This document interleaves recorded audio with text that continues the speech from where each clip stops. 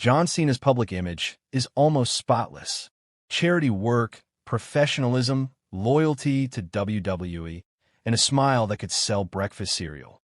For years, he was presented as the ideal locker room leader, the role model, the company man. But behind the curtain, Cena's rise came with friction.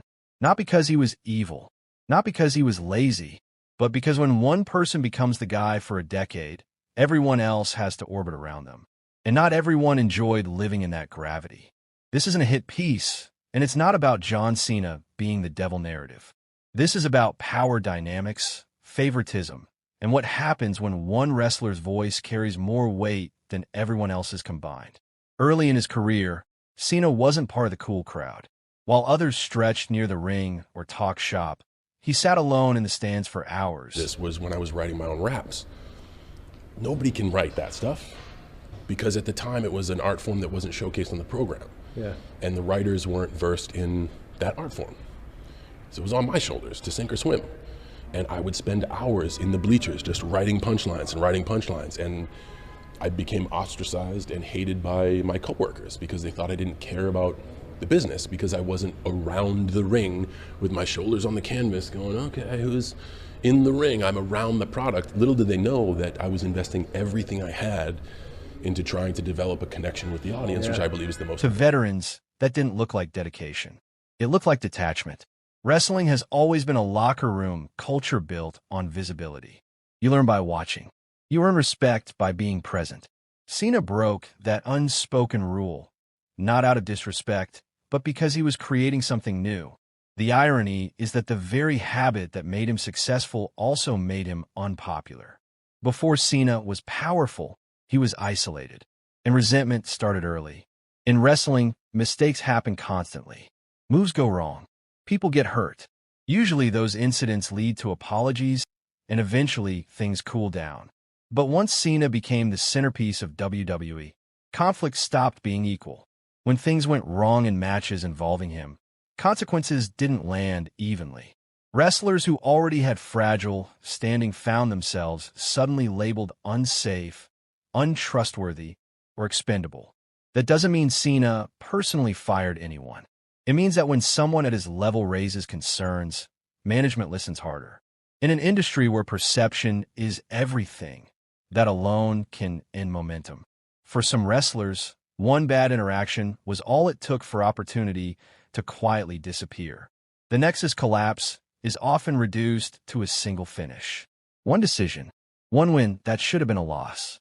But the deeper issue wasn't a win. It was what the win symbolized. A group of new talent had caught fire organically. They didn't need help. They didn't need polish. They were dangerous because they felt real. When the company chose reassurance over risk, the message was clear. Stability mattered more than elevation. Whether Cena pushed for that outcome or simply represented it, the result was the same. Momentum died. Confidence eroded. And several careers never recovered their footing. That wasn't malice. It was corporate instinct wearing wristbands. John Cena was often described as the locker room leader. But leadership can slide into gatekeeping when authority isn't balanced with empathy. Stories from younger talent paint a picture of strict expectations. Handshakes mattered. Respect, rituals mattered. Staying in line mattered. When Cena felt those standards weren't met, his reactions weren't subtle. Public call-outs, confrontations, and dressing downs weren't uncommon. For established stars, that might be uncomfortable.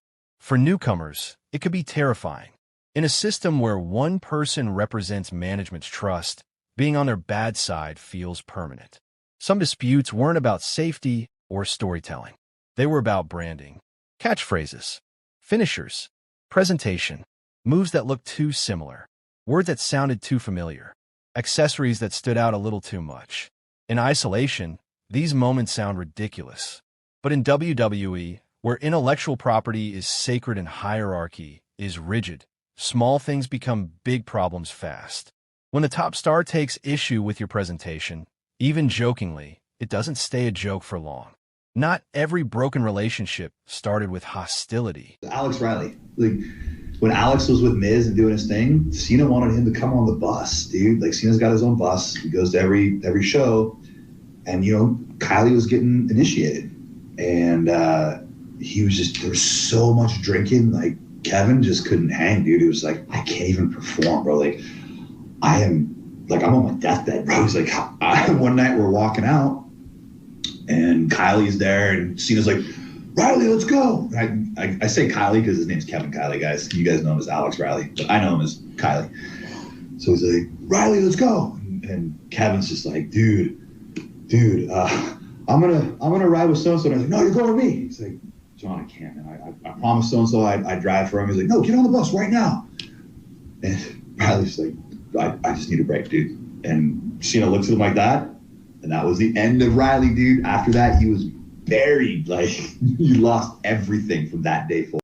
In some cases, Cena initially supported talent, traveled with them, included them, and endorsed them. When that dynamic changed, the fall was sharper. Wrestling thrives on proximity to power. Losing that proximity can feel like punishment, even if no official decision was announced. Careers stalled not with dramatic firings, but with silence. No storylines, no direction, no explanation. That's often worse. The most revealing chapter in Cena's story didn't happen in a wrestling ring. It happened when he left. As Cena transitioned into acting, he experienced the same criticism he once aimed at others. Questions about loyalty, accusations of abandoning fans. It's taken me 15 years to tell this story, but I feel like I finally just need to get this off my chest. And this is what happened. I had never seen anybody do that. And up until this time, I had never seen John Cena blow up on anybody like this. In fact, I'd never seen anybody blow up on anybody like this for anything. I'd never seen somebody be treated like, listen to what I'm saying. If what John Cena thought was true, that I made a mistake, this is how you treat me? So imagine trying to get better at this craft that I've hardly been doing, and they rushed me up to the main roster, and I'm terrified to make a mistake because if I do, I have the top guy yelling at me, telling me I'll be fired. Not to mention, I'm doing this on live TV. There's no do-overs. There's no second takes. Around the world, millions of people watching. Do you know how nerve-wracking that is? And if I make a mistake, John Cena is not only going to bury me to the boss, tell me I should be fired, but then, you know, disrespect me like as a human being. Only then did perspective shift. Public apologies followed. Old tensions softened. Former rivals reconciled. Cena began to acknowledge that stepping away doesn't erase contribution. It took distance to understand what power looks like from the outside. This isn't about tallying enemies or ranking grudges.